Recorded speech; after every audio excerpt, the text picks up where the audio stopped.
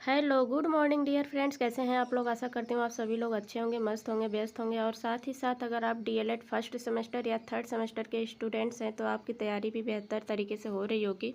यहाँ पर मैं डीएलएड फर्स्ट सेमेस्टर के मैथ सब्जेक्ट के कुछ मेन टॉपिक के बारे में आपको बताऊंगी, जहाँ से क्वेश्चन आते ही आते हैं। मैंने कई सारे सत्र के पेपर देखे हैं, वहाँ से क्वेश्चन आते ही आते हैं। और सब्जेक्ट का क्या होता है कि हम रट लेते हैं, याद कर लेते हैं, तो क्वेश्चन मैच हो जाता है तो लिख देते हैं।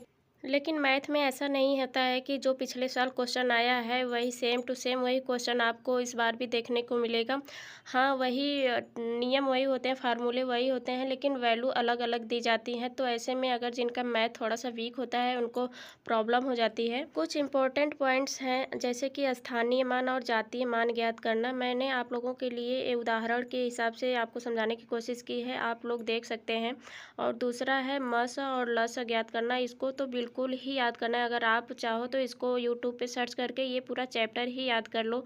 लेकिन अगर पूरा नहीं हो पाता है तो ये ज़रूर याद कर लो कि उसमें मस और लस का अंक दिया रहता है, एक संख्या दी रहती है और दूसरी संख्या ज्ञात करनी होती है, जिसका एक सिंपल सा फार्मूला होता है, मस गुणे लस बराबर पहली संख्या गुणे दूसरी संख्या।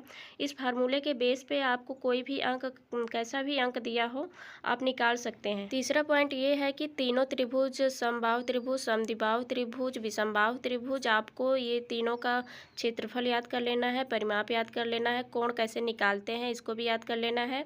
और चौथे नंबर पर है वर्ग आयत का क्षेत्रफल आपको निकालने आना चाहिए, परिमाप आपको पता होना चाहिए, उसका फार्मूला क्या होता है। और ये ज़्यादा इस पे बहुत बड़े बड़े क्वेश्चन नहीं आते हैं। अगर आपको फार्मूला याद है तो इसी के बेस पे आप क्वेश्चन आराम से सॉल्व कर सकते हैं। ये क्वेश्चन बहुत ज़्यादा बहुविकल्पी में पूछा जाता है कि जब दो कोणों का योग 90 डिग्री है तो वो कौन सा कोण है, और उनका योगफल अगर 180 डिग्री है तो वो कौन सा कोण है। तो इसको तो आप लोग बिल्कुल याद कर लीजिए। अगर 90 डिग्री है तो कोटि पूरक है, 180 डिग्री है तो समपूरक है। बहुविकल्पी में ही एक ये क्वेश्चन बहुत बार आया हुआ है, कोई संख्या किसी संख्या का कितना प्रतिशत है। उदाहरण के तौर पे आप लोग समझ लीजिए, जैसे 24 80 का कितने प्रतिशत है, तो इसको आपको हल करने आना चाहिए। मैंने उदाहरण लेके आपको समझाया है। सातवां नंबर है अनुवर्ती संख्या और पूर्ववर्ती संख्या भी आपको पता होना चाहिए। अनुवर्ती संख्या की, जिस संख्या का अनुवर्ती संख्या पूछ रहा है उसमें एक जोड़ दीजिए, ऐड कर दीजिए, और उसका अगर पूर्ववर्ती पूछ रहा है तो एक माइनस करके आप लिख दीजिए। ये आता ही आता है, इसको भी आप लोग ध्यान दीजिए। और आठवां पॉइंट है सबसे छोटी अभाज्य संख्या पूछता है, 2 है।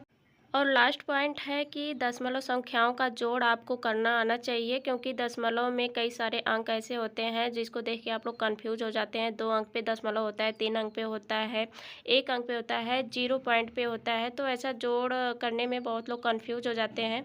मैंने जोड़ करके आपको दिखाया है, आप लोग और भी प्रैक्टिस कर सकते हैं। अगर वीडियो आपको अच्छी लगी हो, हेल्पफुल लगी हो, तो please like, comment and subscribe ज़रूर करें। हो सकता है कि अगली वीडियो में मैं संस्कृत के कुछ ऐसे मेन टॉपिक आपको शेयर करूं जो मुझे लगता है कि हाँ, ये कई बार क्वेश्चन आया हुआ है पेपर में। तो तब तक आप लोग अपनी तैयारी करते रहिए। Thank you for watching.